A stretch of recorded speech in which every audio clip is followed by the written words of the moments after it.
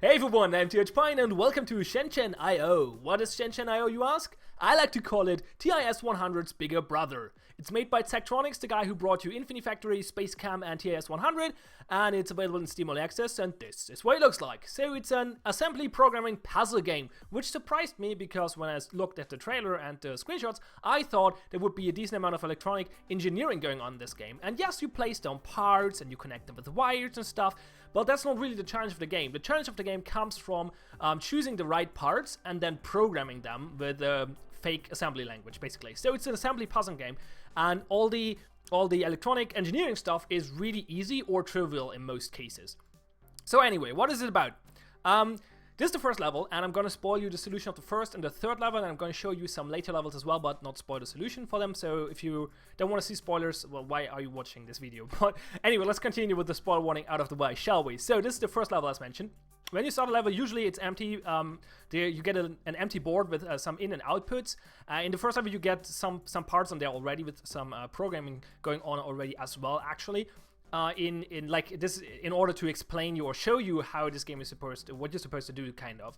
So this is only here because basically first level, and usually the board is empty. And you get a short description down here what you have to do. In this case, we have to create a fake surveillance camera by having two blinking LEDs, the active and the network LED, and the active, and they have to blink in a certain pattern, which is shown to you in the verification tab, which is a way to show you what you're supposed to do, and it gives you graphs for inputs and outputs, and you have to match those graphs with the outputs. And as you can see, the active LED or the active output is a very simple signal, just alternating between on and off for I think 6 cycles each, 6 time units each. And the network output is a little bit more complicated with a long and a short peak. Yeah, you have to create this. So how do you do that? Well, the first part is done already. So if you press the simulate button over here, let's slow it down a little bit, you can see how the first graph is matching the expectations already, and that's because the game produced the first part for you already. So here we go, that's the first one, but we have to build a second one, which is a little bit more complex, but not that much worse. So let's take a look at the language, shall we, or at the parts first. So most of the parts, when you start off a game, most of the parts are not available to you. You only have the MC4000, which is a microcontroller, but you unlock the other ones later down the line, and you can come back to the earlier levels to improve your scores with the more advanced parts if you so desire. And the MC4000 is the most, well, not the most basic part, but the most basic microcontroller, I guess. It has a very small space where you can put in some code. It's, I think, only 12 lines or 9. Let's see, 9 lines, I think. It's only 9 lines of code.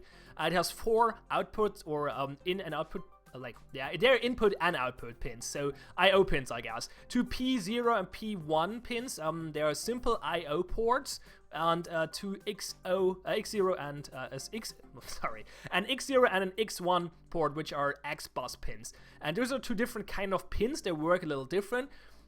And you can only connect them to other pins of the same type. So network and active are also simple outputs in this case, and so you can only connect the P0 and the P1 pin to it. If you try to connect the X pin to it, you get a warning that you have a pin type mismatch. So you cannot do that. So we're not gonna worry about X bus right now, but I'm gonna explain how the simple I/O pins work. Basically, you can send a signal to this pin, and it will put a value on the wire it is connected to, and this value will stay on this wire as long until you put another value on there. And you don't have to worry about synchronization between the sender and the receiver. You just put it on there, and the receiver can get it from there whenever he wants, and he can get it multiple times as well. Like, it's not going to change until you change it, which is very different to how the X bus works, or how, for example, actually, I forgot how it worked exactly in TIS 100, but I'm pretty sure it worked differently. Anyway, so how do you send something there? Well, you have certain commands for your microcontroller. So how does the language work? Well, it's if you're completely unfamiliar with programming languages, usually you have code which we will read from top to bottom, and usually you have one command in a line. At least in this case. Sometimes in some languages it's a little bit more complex, but in this game you have one command per line. And the commands are always 3 characters in the language of this game, like for example MOV, which is a move command, and SLP, which is a sleep command, and they're usually followed by parameters, which tell the command what to do exactly. For example, move 0 P0 means that you move the value 0 to the pin P0, so you set a 0 value to this wire, for example. and move 100 to P0 means that you send the value 100 to the P0 pin. So the code will always execute from the top to bottom, so it will execute one line at a time and execute every command after each other, and when it reaches the end of the code, it will loop back to the top of the code and start from there again. So it's infinitely running, basically. Well, not basically, it is running infinitely. However, timing in this game works a little weird or a little unique, very different to your TIS 100. Basically, if you take a look at the verification tab, you can see that the signal is separated in time units. So every column is a time unit. So this is 6 time units, this is another 6 time units, and so on. And yeah, every column is 1 time unit.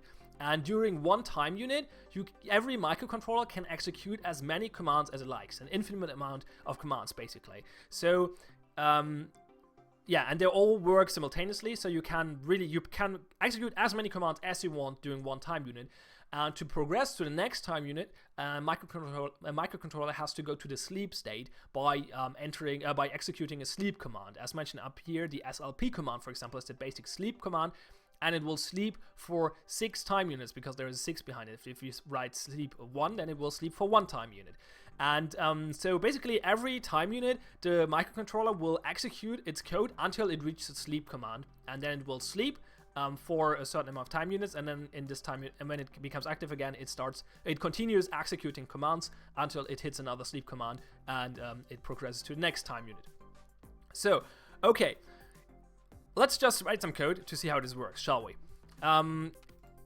This signal is a little bit more complex, but basically we're doing the same as we do up here. So first of all, we're not going to change. We're not going to start with the move 0 to P0 line, however, because if you don't put anything on a wire, it starts on 0 value. So we can actually ignore the line. We could delete it up here as well, which is actually well, now if you delete it, the code will not work, but you could move it to the bottom of the code, which will actually save you some power. But that's a different topic. Let's not talk about that right now. So we're gonna actually start by not doing anything for four time units. So let's put in there a sleep command with 4 as a parameter. So the microcontroller will start by sleeping for 4 time units, and then we're gonna move 100 to P0. Let's take what happens if we do that. There we go. Okay, you can see it's just putting 100 to the it sleeps for 4 time units, then it has a 100 on P0, and then we'll actually sleep again for 4 time units and put 100 up there again, but there's 100 on the value already, so this doesn't actually change anything. So let's instead sleep for 2 time units, because the next peak has to be about 2 time units, or the next high part of the signal, and then move 0 to P0 to reset that thing. So let's take a look what happens if we do this now. We get a nice alternating graph thingy with 4 time units down and 2 time units up. And that's not quite what we want, but it gives you an idea how this works. So next we want to sleep for 1 time unit, then move 100 to P0, and then sleep for 1 time unit and move 0 to P0 finally. And if we run the program, you can see this actually works very nicely. There we go. Cool. We can speed up the process. It will run through 8 test runs, or 8 verification runs. This is not very useful for the first level because they're all the same, but in later levels they usually change. They're more complex, and basically the different runs test different things in the level to check if you actually solved the thing, or if you just managed to somehow fake the signal to fit the expected signal. Okay. If you finish the level, you get histograms, which you should be familiar if you played any recent any recent Sectronic games like Infinity Factory, for example, or Space Camp. And in this one, you so far only have two different scores. You have production cost and power usage. They're looking for a third one, but they don't found a good one yet. So they ask the community to provide some ideas. Remember, this is early access, so the game will change a bit. But judging by Sectronic's early access track record, the game is very polished and finished already, and they're just putting in some last minor things and doing some bug fixing and adding some polish and stuff like that. So usually Sectronic early access games are pretty good already when they enter early access. Anyway, so the first one is production cost. Production cost is easy explained. Every part you buy or you place down on the board will cost money. And the more money you use, the worse. So you want to use as few money as possible, obviously. Similar thing for power, you want to use as few power as possible. And basically every command that gets executed costs you 1 power. So the power usage is the sum of all commands executed, or the number of commands executed in total. So if you manage to solve the level with executing less code, you will have a lower power usage and therefore get a better score. And yeah, that's how this works. Okay, cool. Let's go to a little bit more complex level, the third one, and let's dive into conditionals, because they are actually required for this level. So in this level, you're supposed to create a diagnostic pulse generator. Basically, you have a button, which is a simple input, and a pulse simple output. So you have to read a signal from the button, and you have to send another signal to the pulse. Now let's take a look at the verification tab, because that makes it pretty clear what you have to do. So every time the button is pressed, so it sends a 100 value, or value of 100, you have to send an alternating signal to the pulse output. Okay, let's try to solve this, shall we? So we start by putting in a microcontroller here. We connect the pins to in and output ports, which are on the board already. Okay, so now we can read from P0 and we can write to P1. We could do the other way around. We could also read from P1, but it will always result in a 0. And we could write to P0, which will not do anything because the button will not read it. What we could do, those pins are in and output. Okay, so we have to read from a button, and we only have to do something when the button is actually pressed. So how do we do this? Well, conditionals in this game work very different to the way they did in TIS 100. Basically, you have test commands. I think there are only 4 test commands. One of them is TEQ, which means test equals, and will test if 2 things are equal. So we can, for example, say P0 and 100. And now it will compare whatever is on whatever it reads from P0 to the number 100. And if that's true, like if they're equal, then this will evaluate in true. And basically every microcontroller has an internal state, like a condition state, I would like to call it, and it can either be true or false. And every time you execute, well, it can be true, false, or not defined actually. And every time you execute a test statement, you can change this condition state. So the test equal statement will always set the state to either true or false, depending on what the parameters, depending on whether the parameters are equal or not. Okay, so how can you check the state? Well, you can, if you have a command like something, let's say move 100 to P1, you can put a conditional operator in front of this command, like a plus sign or a minus sign. Oops, that's not a minus. That's a minus. There we go. If you put a plus sign there, it will only execute this command when the internal condition state is actually true. If it is false or undefined, then this command will not get executed and the code will just proceed with the next command. So that's how you can change the way your code flows. So you can make certain commands only be executed if certain conditions are met. And keep in mind, this like using this operator will not actually change or use up the condition state. It will just stay true. So if we put another command behind this one, for example, like this will also only be executed if this statement up here was true. If you put another test statement in between there, like let's say t greater than, and we compare P1 to 0, well, that's actually stupid because that would be the same. Well, let's put it in there anyway. So this would compare, or this would check whether or not P0 is greater than 0. And if that's the case, it will put the condition state to true, set it to true. And if not the case, it would be set to false. And this will override whatever this test statement up here did. Well, they kind of do the same thing in this case because P0 will only be 0 or 1, so 0 or 100. So it will always be, those 2 statements will always evaluate to the same value. But besides, that's not the point. The point here is that they share the same condition state. So this one will override whatever an earlier test statement did.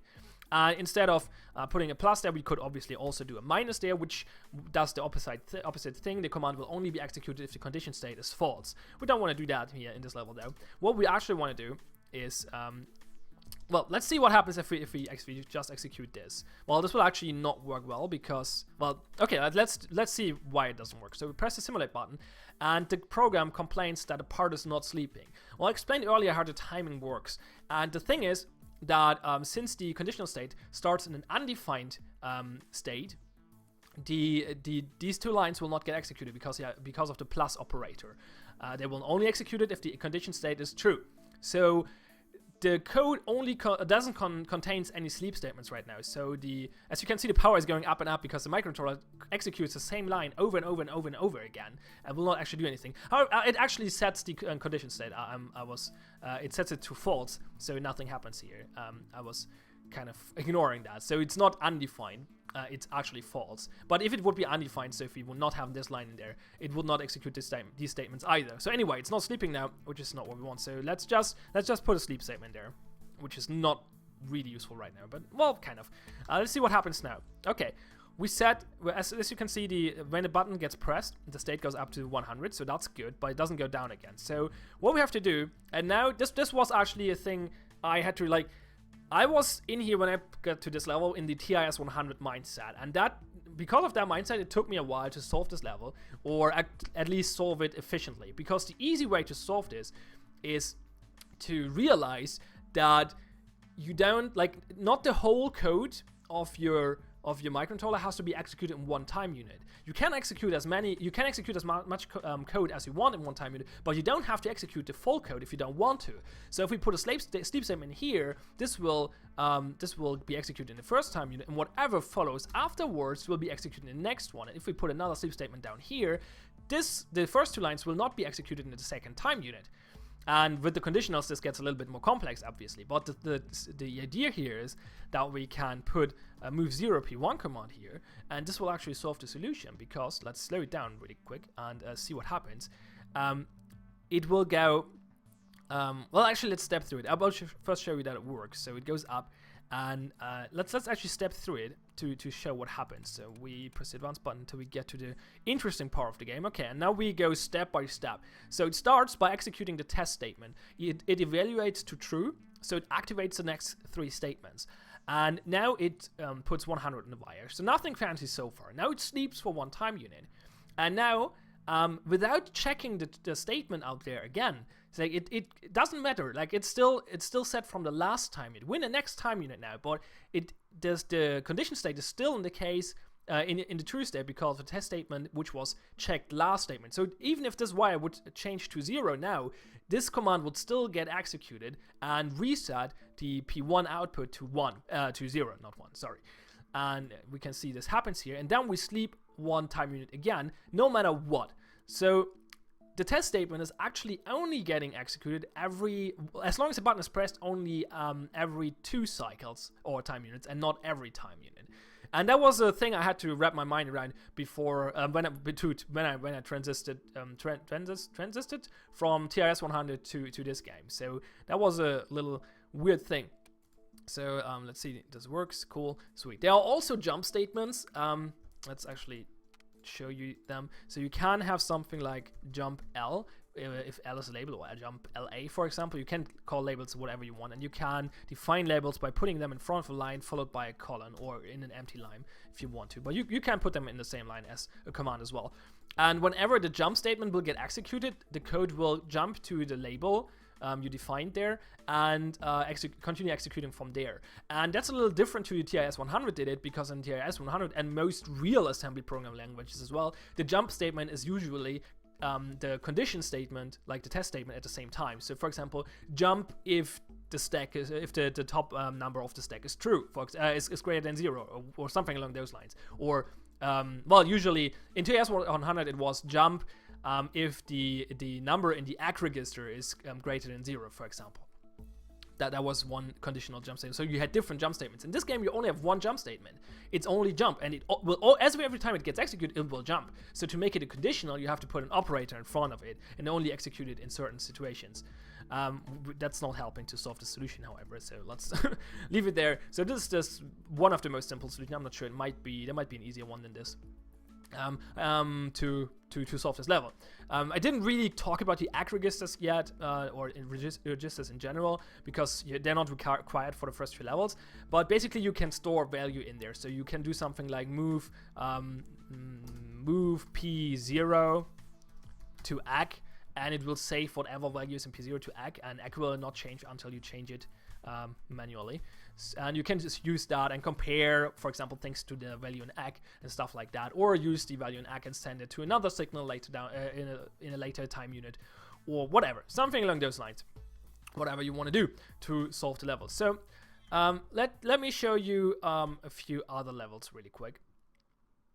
So if you get to later levels, you obviously get more complex tasks, and there are also have some interesting parts on the board. For example, this one is a drinking game, and it has an LCD which actually will display numbers. So you have to read values from here, and you have to basically, every time this button is pressed, this signal is connected to a button, and every time the button is pressed, it will send 100 signal, and every time that happens, you have to add 1 to a score value, and you have to count up the score, and every time the foul button is pressed, you have to decrease the score, and then you have to display the score on this display, which in this case is fairly easy because it only has one Xbox port where you can send numbers to, and it will display the number. So it is really easy to control, but there are more complex items in other levels. Oh, by the way, really quickly on the Xbox port. So as mentioned, the simple I/O port, you can send or put a value on the wire, and it will just stay there until you change it. That's not true for XBus. Basically on XBus you send a number on there, and it's a package, and it has to be read from the other side synchronously. So the sender will be blocked until the reader picks out the package, and the other way around as well. If you try to read something, the code will block until a package arrives. And so yeah, you can send packets, and it's only one time though. So you send a package and then it's gone. You cannot read it again from the same line, and the line will just be empty. So that's how an Xbox works, but that's not too important. You will figure that out yourself if you play the game. So let's take a look at this one. I think it's an interesting one as well. So this is one where you have to activate basically an alarm, an infrared sensor, but only during certain times of the day. So you have one part up here that creates a time signal. So it gives you a number, and the number is supposed to indicate you what time of day it is. And then you have to compare it to the on time and the off time, and check if it is in between the on and off time. And if that's the case, it has to check if the value that is sent from, or the signal that is sent from the sensor input here, is higher than 20, or equals to 20 or higher than that. And if that's the case, you have to send an alarm signal. So if you take a look here, yeah, in this case, you have to send an alarm signal to the alarm output. This is one of the more complex levels early on, and this is one of the more frustrating ones as well, because the problem with this level is that it's not actually explained very well. Like, the specifications are not clear about how this works exactly, and basically there are two important pieces of information that are missing. One is that the off time will always be lower than the on time, so you don't have to check between them, but like wrap around. So everything higher than on time and everything lower than off time. And also it doesn't mention that the on time is included in the critical time zone, and the off time is excluded. So basically you have to check the sensor every time or as long as the time is equals or higher than the on time, or lower but not equals than the off time. And well, knowing that makes the solution way easier, and the description doesn't really explain that, which is a shame, and I think they should change that, because that's very frustrating if you find out the hard way. So yeah, let's take a look what other levels are interesting. I had some in mind. I think one more. Yeah, this one. Okay, so in this one you have to write a little digital oracle thingy, basically. Basically you get inputs from here. As you can see, every time the upper input, like the button, is pressed, the other signal or the other sensor will send you 6 signals over the next 6 time units. So you can see here there's two times on, or then followed by off, on, off, on, and in this case it's a little different. So it's always 6 signals in the next 6 time units, and when you receive the 6th one, you have to send those signals to this LCD via those 6 ports up to the left of the LCD, and that will display different things on the screen and basically create the oracle output, which is kind of fun. and one of the more complex levels early on as well. So yeah, I just want to show you a few parts. So let's talk about some other stuff, shall we? Okay, so let's talk about story and theme and stuff. The idea of the game is that you're an employee of Shenzhen Longtang something, Shenzhen Longtang Electronics, and you're producing or you're designing electronic parts for them and programming microcontrollers, and that's your job. That's just what you do. You move to China, I think from America, but that's not 100% clear. But you move to China to work on this kind of stuff because you like it, and yeah, this is basically your working tablet. So you can see there's a home button to the left and a back button, and then you have things on your desktop which you can click. So this is the email program, which basically gives you the story and also is a level select screen at the same time. And then you have the data sheets down here, which will open a PDF on your computer, which is basically the manual to the game, but it's written in lore. So it's written like a manual to the programming devices, to the microcontrollers and the language and stuff, and not like this is the manual to the game Shenzen IO. No, it's like, oh, this is the manual for this part. For this electronic part or for this microcontroller, this is the text for this is how you use this programming language and stuff like that. And it also gives you a bunch of descriptions of other parts you gain access to later and stuff like that. And yeah, there's no real tutorial, so this is the only manual. But I'm gonna talk about that in a moment, so let's ignore that for the moment. This is the option menu hidden as the control panel, which is kind of neat. It has resolution options. It has borderless window mode and window mode. There's no real full screen mode. Separate sound sliders, and you can turn off the auto formatting of the code. It will usually do some auto indentation, which I find useful, so I keep it on. But some people might be annoyed by that, so it's good to have an option to turn this off.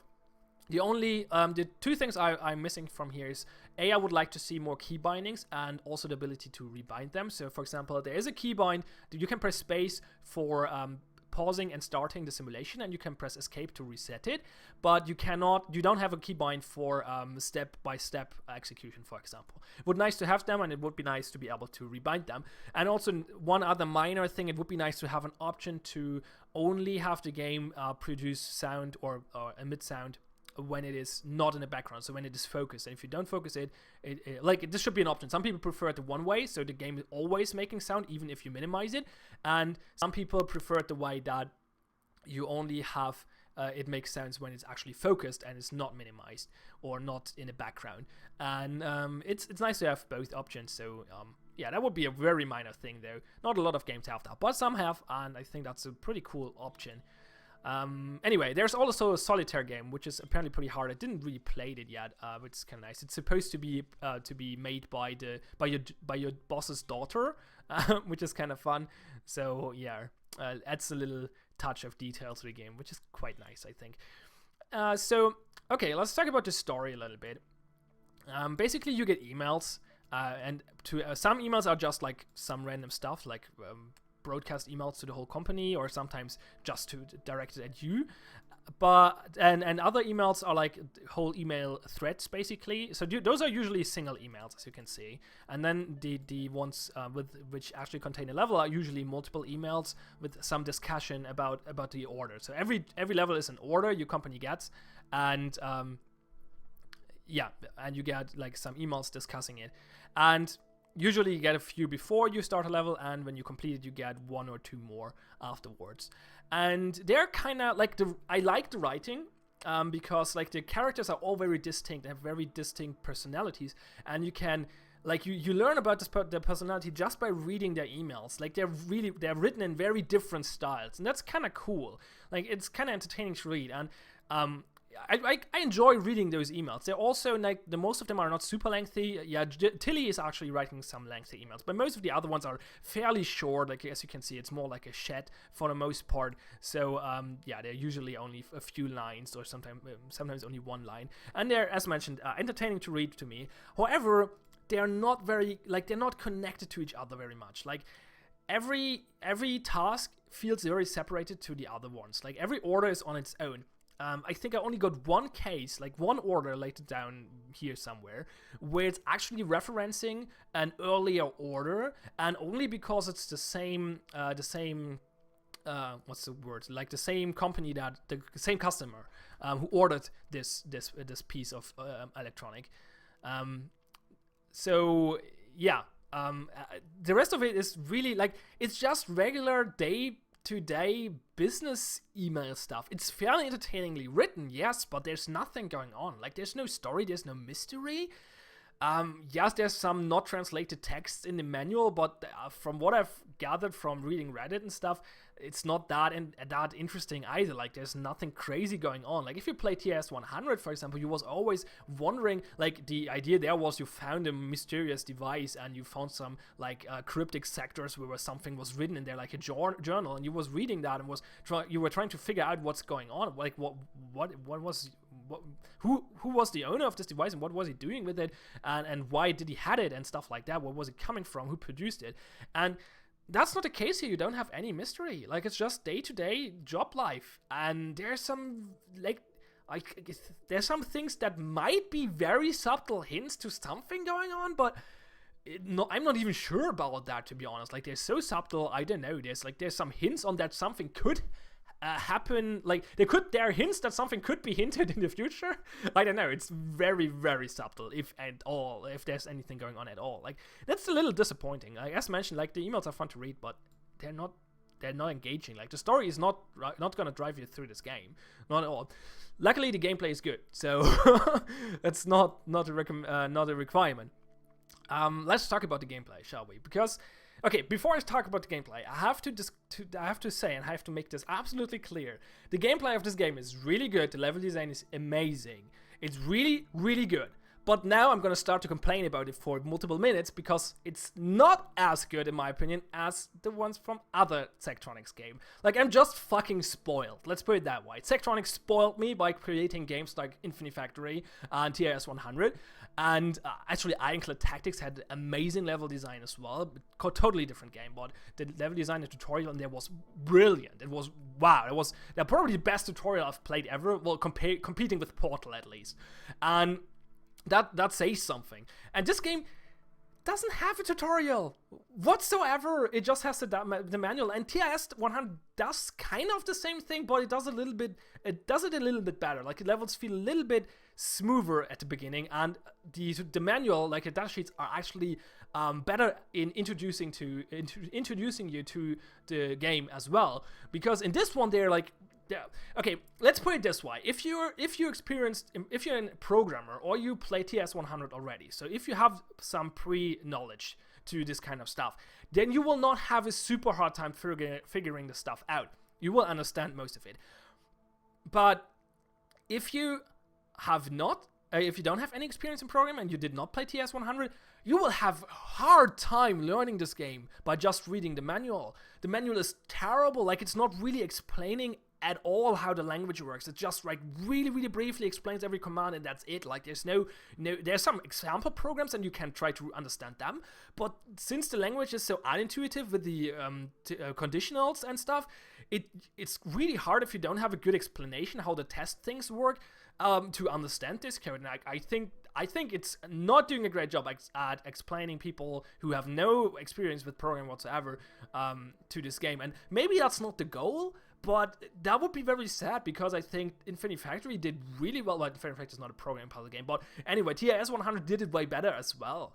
So I'm a little disappointed by that. Not because I didn't require that. Like, I'm a professional software developer. I didn't have a hard time figuring out how the links work. I struggled a bit because, as mentioned, it's a little unusual, and the tutorial, the manual was not written greatly. But I figured it out after a few minutes. But I just like good tutorials, and I loved, as mentioned, I loved the tutorial in Ironclad Tactics. I love how Zachtronics managed to blend tight tutorial and challenging puzzles in Infinity Factory. I love this kind of stuff. Like, I'm really a big fan of this kind of stuff, and that's not here, and that disappoints me greatly, to be honest. I was really, really sad to have this rough start into the game. And yeah, like, it's not like the difficulty curve is fine for the most part. Like, the first levels are introducing fairly nicely, if you understand how the code works. Like, that's the thing. If you're trying to, like, the first levels are not really a challenge if you understand the code. Like, if you understand the mechanics of the game, the first two or three levels are, like, really, really trivial. So the challenge there usually is that you have to learn the language, obviously. But if you're so that kind of works. But I prefer the way like Infinite Factory did it, where you learned the mechanics, but even if you understood the new mechanic introduced in this level, you still had to like make a solve a logical puzzle and get a pretty good challenging level, even though you just figured out. It's not like the basic tutorial you see in a lot of other puzzle games where you like, here's a new mechanic, this is how it works. Cool. That was really easy. If I would have known how this like the thing is, the difference is if you know how the mechanic works before you play the level, when you play the level already, then there's no challenge to level. And that's true for a lot of puzzle games, and that's true for this game as well. Unfortunately, that's not true, and that's what I love about Infinite Factory. So yeah, I kind of missed that. But okay, let's continue, because I'm ranting about this too much now. As mentioned, the level design is still really, really good, and still better than in most other games. It's just not quite on the level of the other Tektronic games, and yeah, I'm probably spoiled. But anyway, so the difficulty curve starts out fairly fair, I think. It's a pretty good start. Like, it's fairly easy levels at the beginning, maybe a little too easy as mentioned, but since you're gonna struggle with the language probably in the first few levels, that's an okay thing to have there, because you need some playground to test out things. And then it gets some good levels, but then it gets kind of flat in my opinion. But obviously, like, difficulty curves are always like a personal experience. Some people are fine with, like, people have different expectations on those. Like, some people have a harder time figuring stuff out. Some people just like to like not repeat the same task, but like keep it on the same difficulty for a while until they move on to the next one. But for me, it felt like the difficulty curve was too flat for a while, and then it made a jump.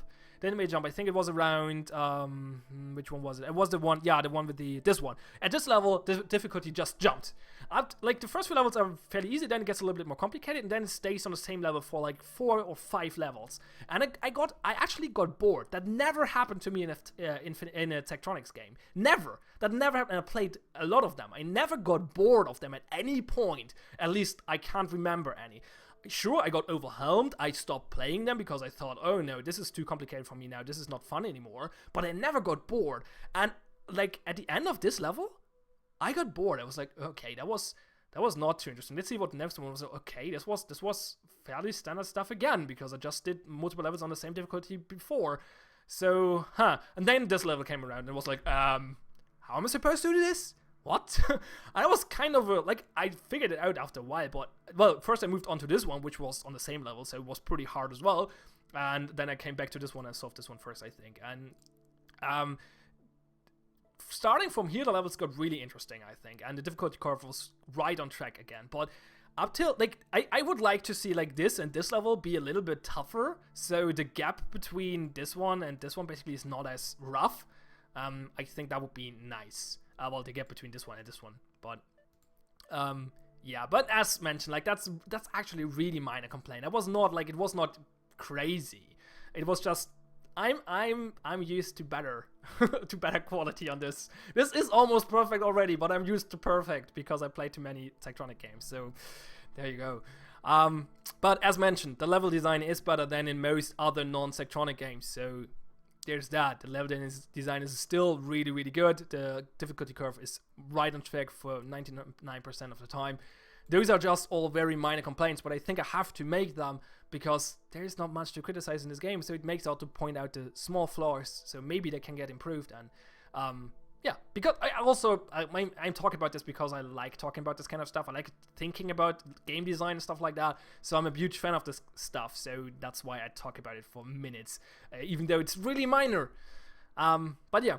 So anyway, one last cool thing in this game I want to show you is the prototyping area, which is a sandbox area.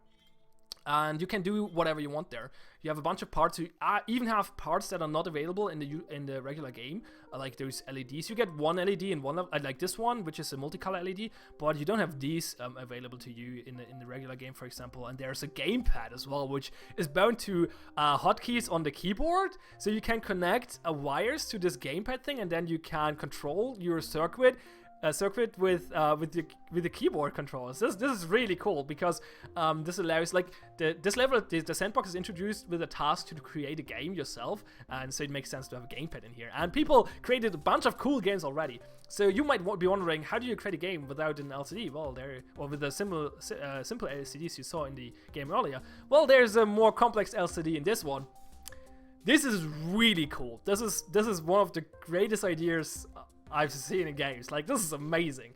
Basically, you can create your own screen for this LCD with a regular graphics editor. You just have to create a PNG file and put it in a certain folder, and then you can load it up in this LCD, and you can control like different parts of the LCD with the input thing here. And that's just really cool, and people got like created the most crazy things already. Like, there's a golf game, there's a racing game which is pseudo 3D, there's Space Invaders, there's everything. It's amazing. Like, people, like, the game is only out for a week or so, and people created the most crazy shit already. I love this kind of stuff. It's really cool. That's the reason I'm still subscribed to the Infinity Factory subreddit, because once in a while someone posts like crazy contraption which does just some silly thing, like, I don't know, a 3D printer or whatever. That's always really fun to watch, in my opinion. So I love this. This is really cool. This is really cool. I'm not the guy who will spend hours on this, because I'm not like I'm not good at coming up with tasks for myself. But other people are creative, and I like to see that. That's really cool. So I love that this is in the game. That's really cool. So yeah, I think I have one last point I want to talk about, and that is how this game is not what I wanted it to be. The game is really good, and it's an assembly programming game, and as really like mentioned really shortly in the beginning, that's not what I expected it to be, because the trailer and screenshots made it look like it's like a mix between TAS 100 and Constructor Engineer of the People, which is a really old Tektronix game. It's the first Tektronix game I ever played.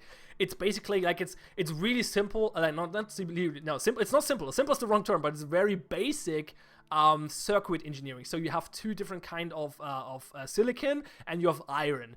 And I think that's all you have, and you're supposed to build like complex circuits with it. It's really crazy. It has one of the worst tutorials ever. So yeah, that's interesting, because like later down the line, Tektronix got so good with tutorials.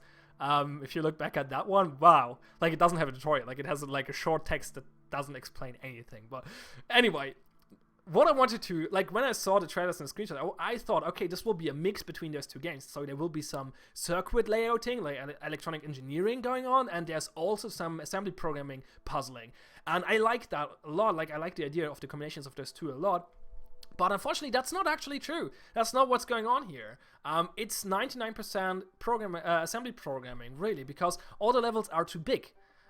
So the thing is, there's no really challenge in layouting your circuit. In almost all cases, you have enough space, and it's not a big deal to connect the things you want them to connect, the way you want them to connect.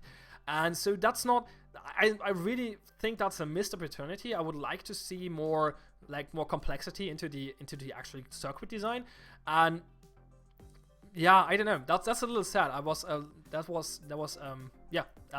expecting a different thing from this game, but it kind of you could say it's my fault to expect the wrong thing from a game. But then again, as mentioned, it felt like that from watching the trailers and the screenshots. So it's kind of, I think the game is actually promoted a little wrongly.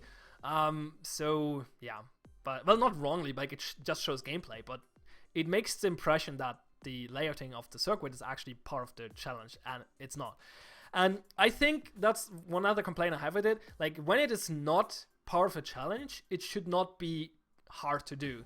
And it's not really hard to do, but it's annoying to do because of how the wires work. So the wires, they're not connecting from a pin to pin or something along those lines. You cannot cross them. You have a bridge which allows you to cross them, but you cannot, like, it's limited. You cannot rotate it. It will always only allow you to cross one wire and stuff like that. And like, it's fairly limited. If you move the microcontrollers around, you have to redraw all the wires, stuff like that. It's like, it's pretty fiddly and unnecessarily so. So if this would be about circuit layouting, yeah, I would understand it to be like, have this sort of complexity that you have to like like have those arbitrary restrictions, like you cannot cross wires and you have to rewire them and stuff like that, like to give you the control, like to give you microcontroller of it basically, and well, that didn't make sense. I just said that that it is restricted, and then that gives you microcontroller of it. But it's kind of hard to explain. But I think that the wiring is unnecessarily annoying to do. Because I think if it's not part of the puzzle, it should just be easy to do. And so far, it's just like an annoying thing. It's not terrible. It only usually takes you like a minute or so to rewire your stuff if you decided that you have to move everything or that you have to fit another part on the board. But it's always a struggle to do, and I don't think that's necessary. As mentioned, if the circuit layouting would be part of the puzzle, that would be okay. That would make sense. Like for example, if you think about what's it called, a factory idle, yeah, there where you have to do conveyor layouting basically. Like it's pretty fiddly there as well to build conveyors because you place them part by part and piece by piece, and you have to change directions and stuff like that. But it's part, like that's the game in this case. And in this case, it just feels like an unnecessary fiddly mechanic. So yeah, that's a little unfortunate. So that video is 40 minutes of me complaining about the game I love. So I guess there's that. So the game is really, really good. I think the important question to ask here is whether or not, like the idea, or if you're thinking about getting this game, the important questions to ask here are if you should get this over TIS 100, if you have to decide between the two, if it's worth to get it even though you play TIS 100 already, and if you want to play both, in which order you should play them. So let's tackle it one by one. If you play TIS 100 already and you're done with that, but you liked it and you like playing another game in the same genre, I think this is a great addition to a genre. It's not the same game again. It's very different to a TIS 100, but it's still the exactly same genre. It's assembly programming puzzle game, and it's very good at that. So if you like TIS 100, you're probably gonna like this one as well. If you didn't played both, and you're deciding which one to get, well, that depends. If you're like in total, TIS 100 is harder than this game, but I think it makes a better introduction. Like it's easier to learn, especially if you have no programming background whatsoever. So in that case, if you have no programming background whatsoever, I would probably recommend TIS 100 first, just because it gives you a better introduction. However, if you have some already, or you're willing to learn the language via some player tutorials or something along those lines, then I think Shenzen IO is the more polished and a little bit more complete game, where TIS 100 feels like really, really indie, and this feels more like it's still indie, but it's a little bit more polished and a little bit more production value put in there, I feel.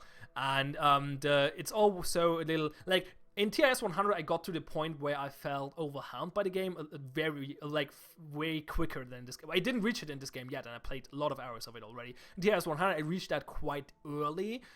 So TIS 100 gets really, really hard really early. If you like really complex puzzles, then TIS 100 is good for you. But if you're, like, not that the puzzles in this game are simple. No. Far from that. But the ones in TIS 100 are crazy. So if you feel like, if you get overwhelmed, like, if maybe, for example, if you played the last few levels in Infinity Factory and you felt overwhelmed by them, then I would recommend playing Shenzen IO over TIS 100, because TIS 100 gets to that level really, really quickly.